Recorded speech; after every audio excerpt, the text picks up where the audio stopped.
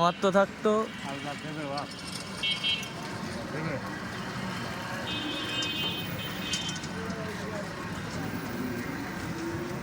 তো এখানে হচ্ছে আমি প্রথমে আসছিলাম, এসে বসলাম, তারপরে এই মুরব্বী চাচাটা আসলো।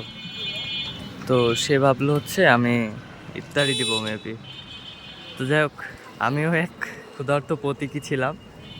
ইফতারির আগ মুহূর্তে আমার কাছে একটি টাকাও ছিল না। তারপরে কি মনের ভিতরে চাইলো যে যা একটু বাইরের দিকে বের হয়ে দেখা যাক কি করা যায়।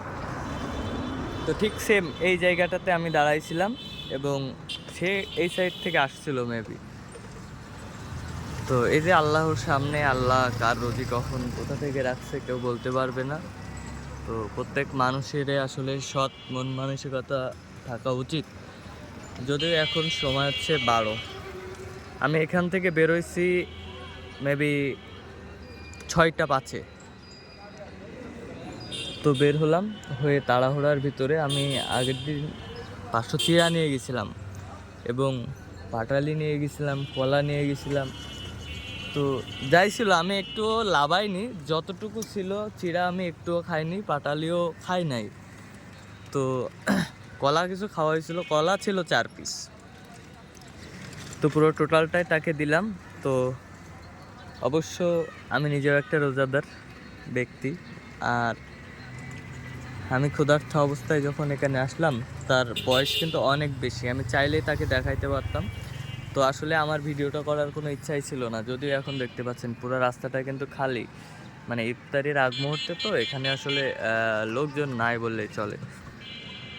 তো অল্প সামান্য সীমিত কিছু লোকজন আছে রাস্তায়, তাছাড়া লোকজন নাই। তো চাচা এই সাইড দিয়ে চলে গেল এবং সর্বপরিসরে আমি একটা ক্ষুধার্ত মানুষকে খাদ্য দেওয়ার চেষ্টা করেছি, সম্পূর্ণ নিজের ক্রেডিট নেওয়ার চেষ্টা করি নাই। এবং আল্লাহর সন্তুষ্টের জন্য আসলে আমি তাকে সব কিছু নিয়ে এসে দিয়েছি। তো এখানে আমার হচ্ছে মন আছে, আমি চাচাকে যে কথা বলছিলাম, আল্লাহ আমার মন দিছে কিন্তু আল্লাহ আমার সামর্থ্য দেয় নাই। অবশ্য সামর্থ্য দিলে আমি চাচাকে অবশ্য তার যে কোনো এক জায়গায় বসিয়ে আমি খাওয়াইতে পারতাম। তো তারপরেও শুকর আলহামদুলিল্লাহ, তিনি যে আমার কাছে আসলো, আমি যে দিতে পারলাম, এটা হচ্ছে আমার কাছে অনেক বড় একটা বিষয়। তো আমি বাসা থেকে আসার সময় আমি